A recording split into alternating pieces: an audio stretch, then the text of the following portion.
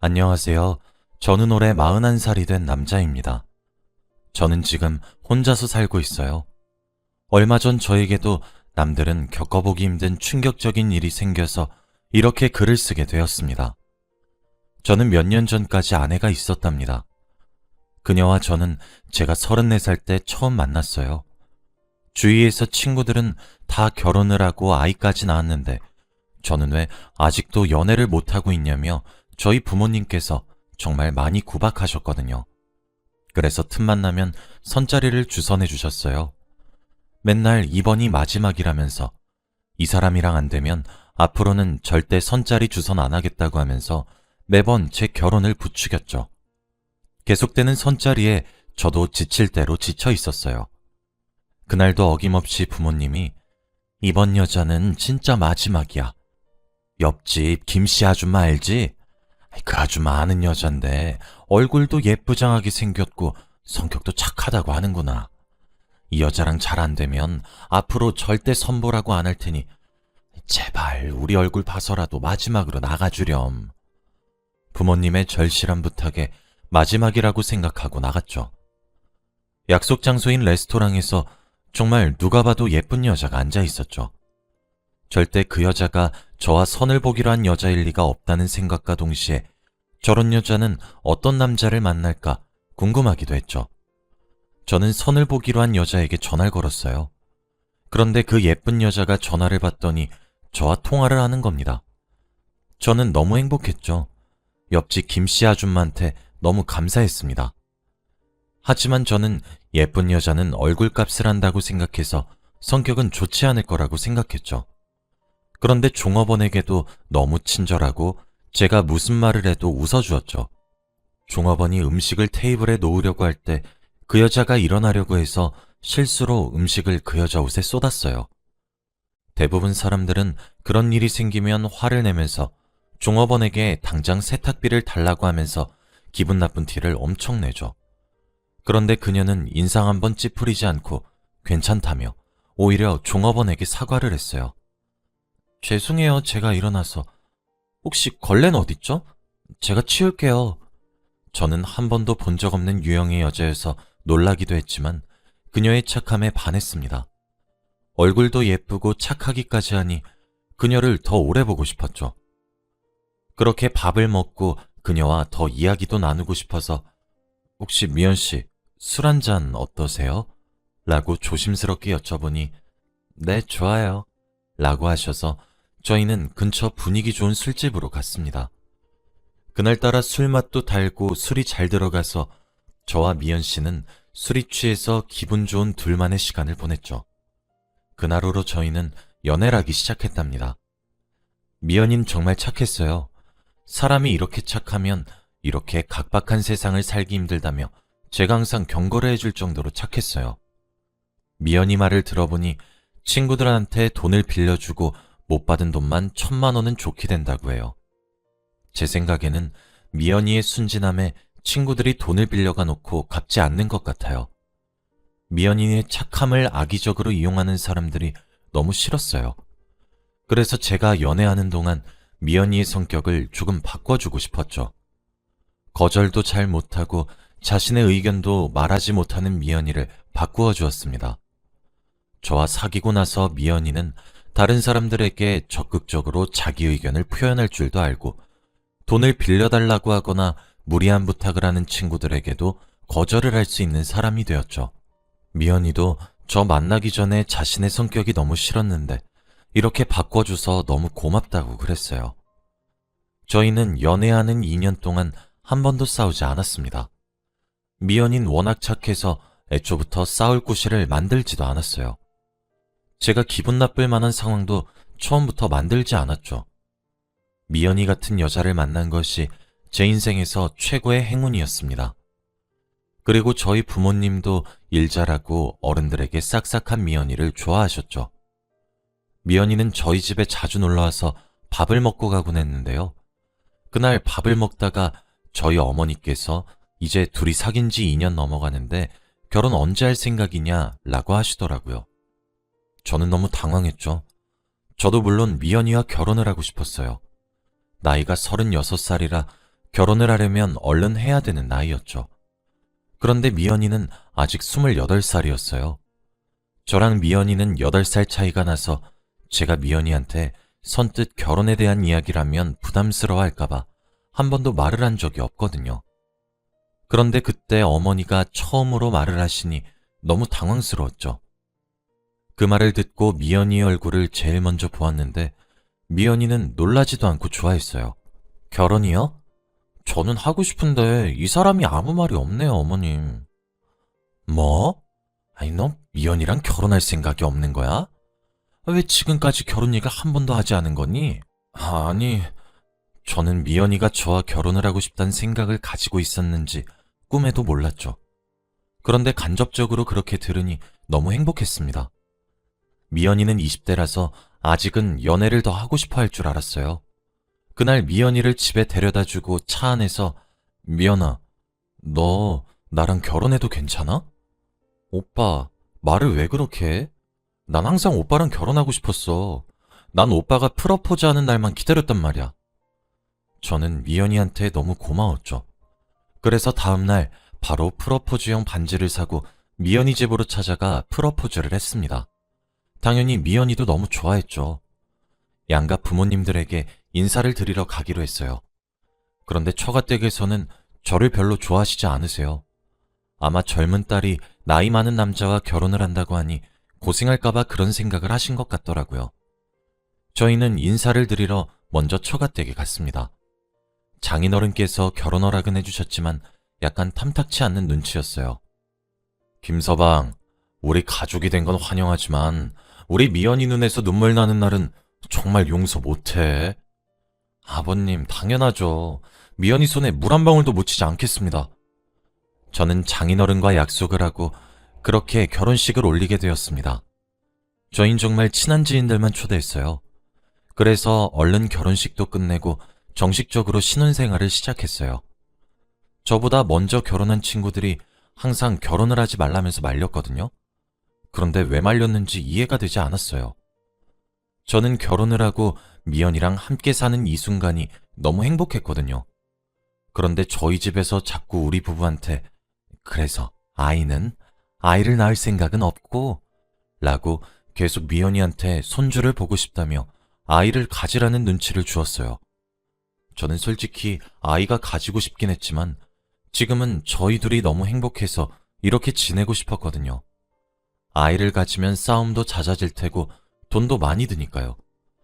미연이는 그래도 웃으면서 아직은 생각이 없어요. 저희 시골린 지도 얼마 안 됐고 아이 계획은 아직 없어요.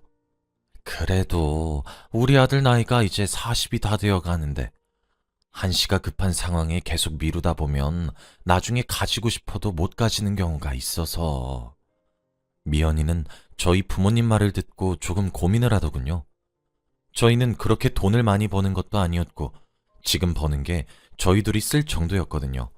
그런데 아기까지 생기면 기저귀 값에 분유 값에 드는 돈이 어마무시하기도 해서 조금 부담스러웠어요. 그치만 미연이 닮은 딸을 낳으면 정말 행복할 것 같긴 했어요. 그래서 미연아, 우리 아기 낳는 거 어떻게 생각해? 오빠, 나는 우리 닮은 아기 낳으면 좋지. 근데 우리 지금 돈도 많이 못 벌잖아. 아기 낳으면 나가는 돈이 얼마나 많은데. 아기 낳으면 아기 키운다고 나 일 쉬면 돈이 더 부족할 거고. 아직은 조금 더 생각해보자. 미안해. 저도 미연이의 마음이 이해가 되었어요. 그렇게 평범한 나날들을 보내고 있었는데 제 일자리가 하루아침에 없어진 겁니다. 저는 공장에서 단순 노동직을 하고 있었는데 요즘 첨단 기술의 도입으로 일자리가 줄어들고 있잖아요. 그런데 제 일을 대체할 기계가 들어와서 미안하지만 앞으로 출근은 어렵겠다고 했죠. 지금 당장 돈을 벌어도 부족한데 이렇게 하루아침에 잘리다뇨. 저는 한동안 아내에게 비밀로 했어요.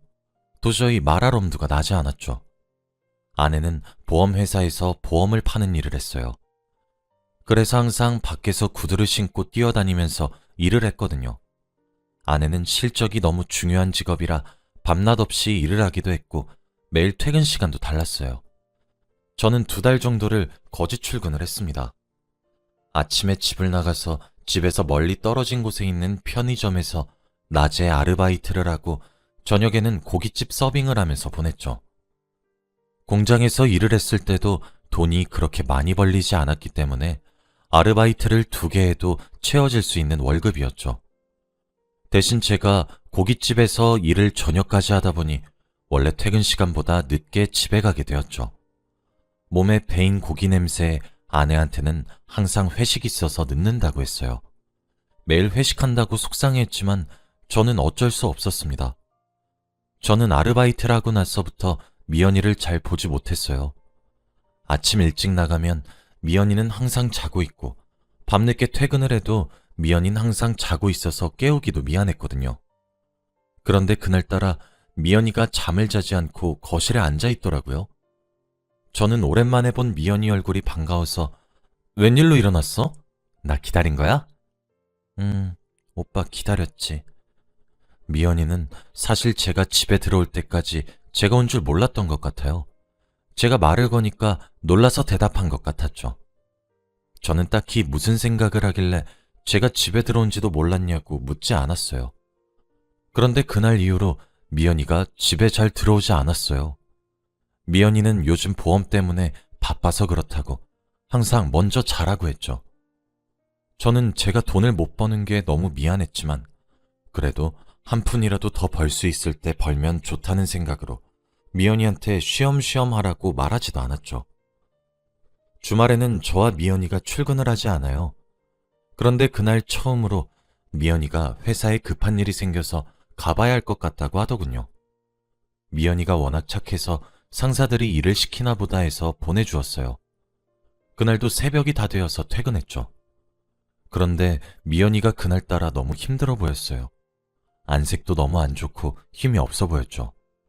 그래서 저는 주말 동안 계속 미연이를 간호했습니다. 그런데 그날 이후부터 계속 미연이가 집에 늦게 들어오는 겁니다. 요즘 따라 몸도 안 좋은데 일한다고 늦게 들어와서 미연아, 일도 중요한데 쉬엄쉬엄 하면 안 될까? 오빠, 지금 안 벌면 언제 벌어? 먼저 자. 그렇게 매일 새벽이 다 되어서 들어오기도 했고 주말에도 출근을 했습니다. 그런데 월급날 통장을 보니 미연이의 월급이 더 올라야 하는데 평소보다 떨어졌더라고요. 미연이는 회사에 잘 말해본다고 했고 저는 평소처럼 아르바이트를 하고 집으로 갔습니다. 그날따라 유난히 미연이가 집에 늦게 들어오더군요. 새벽 2시가 다 되어서 집에 왔습니다. 미연아, 연락도 없이 이렇게 늦게 오면 안 되지. 내가 집에서 기다리는 거 있는 거 너도 뻔히 알잖아. 오빠, 미안해. 나 사실 임신했어. 어? 갑자기? 근데 우리 최근엔 밤에 같이 잠들거나 한 적 없잖아. 사실 뱃속의 아기 오빠 아기가 아니야. 저는 머리를 망치로 세게 맞은 것만 같았죠. 내 아기가 아니라니? 나 얼마 전에 보험 팔러 고깃집에 방문했다가 그 고객이 내 전 남자친구인 거야. 그래서 나도 모르게 그만. 오빠, 근데 내가 그 사람한테 임신했다고 말하니까 나를 안아주면서 같이 살자고 하더라? 이제 나 그만 보험 팔면서 살고 싶어. 솔직히 오빠랑은 아기 낳으려고 해도 돈 때문에 포기했잖아. 그런데 나 이제는 돈 걱정 없이 행복하게 살고 싶어. 그러니까 이제 그만하자. 그리고 나 사실 매일 늦게 왔던 이유도 그 사람이랑 같이 있다 온 거였어. 내가 잘못한 건 맞지만 정말로 날 사랑한다면 내 행복을 빌어주라. 이혼하자 우리. 저는 한없이 착한 미연이가 이렇게 모진 말들을 저한테 내뱉는 게 믿기지가 않았어요. 오빠, 그리고 그 사람은 나이도 어려. 솔직히 오빠 나이 많아서 같이 다니기 조금 부끄러웠는데 그 사람은 당당하게 내 남자친구라고 말하고 다니고 있어. 오빠랑 이혼하면 그 사람이랑 같이 아기 낳고 살 거야. 그럼 지금 뱃속에 아기가 있는 거야? 임신 7주 차래. 저는 제 아내가 밖에서 다른 남자의 아이를 가진 것이 너무 화가 났죠. 그래서 저도 모르게 그만 미연이에게 거세게 소리쳤고 미연이는 제 반응을 예상한 듯 절 가만히 응시하고만 있었습니다. 저는 결국 눈물까지 흘리며 제발 모든 게 사실이 아니라고 말해달라고 애원했지만 미연이는 묵묵부답이었습니다. 미연이한테 정말 모든 걸 다 주었고 다른 사람들보다 잘 살게 해주진 못했지만 그래도 비교당할 만큼은 안 살게 하기 위해 아침 저녁으로 아르바이트를 하면서 살았는데 다음날 저는 이혼 전문 변호사를 찾아가서 당당하게 미연이한테 이혼 서류를 주었죠. 위자료도 당당하게 받았고요. 그런데 저는 제가 미연이에게 소리를 지른 것을 미연이가 얘기할 줄 알았는데 전혀 입 밖으로 꺼내지 않더군요. 그땐 그래도 양심은 있나 보네 했죠. 이혼을 하고 신혼집에서 미연이는 짐을 챙겨서 나갔어요. 어디로 간지는 모릅니다. 아마 그 남자의 집으로 갔겠죠. 저는 그 집에서 살면서 계속 미연이가 떠올라서 집을 팔고 조그만한 단칸방으로 이사를 왔어요. 새 출발을 하기 위해서 아예 지역도 다른 곳으로 가고 전화번호도 바꿨죠. 거기는 공장 단지가 있어서 공장 일을 쉽게 구할 수 있었기 때문에 저는 다시 예전보다는 조금 더 안정적인 생활을 할 수 있었습니다. 그렇게 몇 달 후 갑자기 부모님께서 전화가 오셨어요. 그런데 목소리가 조금 이상했습니다. 아들, 잘 지내지? 그때 혹시 옆집 김씨 아줌마 생각나? 알지. 그 아줌마만 아니었으면. 됐고, 근데 왜? 그 아줌마가 말하는데 미연이가 지금 나 걔 어떻게 사는지 안 궁금해. 걔 얘기할 거면 이만 끊는다. 미연이가 암에 걸렸다고 하네. 그런데 좀 많이 늦은 것 같더라. 한번 찾아가 보지 그러니. 저는 당황은 했지만 천벌받은 거라고 생각했죠. 그런데 그날 이후로 일도 손에 안 잡히고 계속 미연이가 암에 걸렸다는 것만 머릿속에 떠올랐죠. 그래서 결국 미연이가 입원해 있는 병원으로 갔습니다. 미연이를 마주한 순간 저는 다른 사람인 줄 알았어요. 얼굴은 반쪽이 되어 있고 몸은 뼈밖에 없었거든요. 정말 놀랐습니다. 미연이는 자고 있었고 병실에는 미연이 아버님만 계셨죠. 김서방이 여긴 어떻게... 아버님, 미연이가 암이라고... 아버님은 잠깐 주저하시더니 나랑 얘기 좀 할까? 라고 하셨어요. 저희는 휴게실에서 이야기를 나누었죠. 김서방, 놀라지 말고 잘 듣게. 사실 미연이 췌장암 말기야. 그런데 너무 오래돼서 수술할 수가 없대. 그래서 지금 죽을 날만 기다리는 시한부가 됐어. 사실 김서방이랑 결혼하고 얼마 안 돼서 췌장암 선고를 받았대. 그런데 항암 치료를 하려면 돈이 엄청 드는데 형편도 안 좋았고 미연이가 또 착해서 주위 친구들한테 돈 못 빌리는 거 알지? 그래서 최대한 시간을 끌었대. 암에 걸려서 아기도 물론 가질 수 없었지. 그래서 임신 계획도 미루고 매일 병원 가서 항암 치료를 했어. 항암 치료에 쓰는 돈만큼 일도 열심히 하고 치료를 하면 할수록 돈이 더 많이 드는데 돈을 벌 수 있는 몸이 안 되는 거야. 너무 아프지. 그래서 어쩔 수 없이 항암 치료를 나중에 하려고 했대. 근데 돈이 너무 안 모아져서 치료를 계속 미룬 거야. 결국 시기를 놓쳐서 점점 암이 심해져 갔어. 결국 김서방과 헤어져야겠다고 생각했대. 절대 자기 죽어가는 과정을 보여주고 싶지도 않고 자네는 무조건 치료비 번다고 더 많은 일을 할 거라고. 그래서 그 모습 보기 싫다고 그런 거야. 우리는 무조건 말렸지만 결국 미연이가 자네한테 거짓말하고 이혼을 하고 왔더라고. 그런데 그날 마지막으로 자네를 만나고 암이 더 빨리 진행됐어. 왜인지는 미연이가 절대 말을 안 해주더라. 그래서 지금까지 이렇게 된 거고. 미연이는 자네를 정말 사랑해서 떠난 거야. 자기 없이 혼자 살 자네가 너무 불쌍했대. 그리고 자네 공장 그만두고 아르바이트 하면서 살았다며? 미연이 그거 다 알고 있었어. 그래서 미연이가 자기 때문에 돈 버는 자네가 너무 고맙고 미안해서 헤어지기로 한 거야. 저는 아버님의 말을 듣고 눈물이 흘렀습니다. 아마 제가 화나서 미연이에게 큰 소리를 낸 이유로 암이 더 빨리 진행된 것 같았죠. 제 잘못 때문에 미연이가 살 수 있는 날이 줄어든 게 너무 미안했습니다. 아버님, 그래서 앞으로 미연이 얼마나 더 살 수 있죠? 앞으로 2주 정도네. 그래도 지금이라도 찾아와줘서 고마워. 미연이가 아주 좋아할 거야. 죄송해요, 아버님. 이제서야 찾아뵙게 돼서. 아버님을 집으로 보내고 저는 2주 동안 미연이의 병간호를 하기 위해 미연이가 잠에서 깨기만을 기다렸죠. 몇 시간 후 미연이가 잠에서 깨자마자 오빠? 나 지금 꿈이야? 아니면 나 벌써 죽은 거야? 오빠가 여기 올 리가 절대 없는데. 미연아, 진짜 나야. 앞으로 너랑 같이 있으려고 내가 왔어.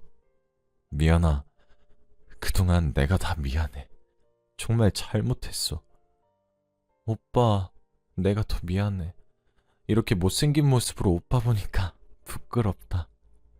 무슨 소리야. 미연아, 너무 예뻐.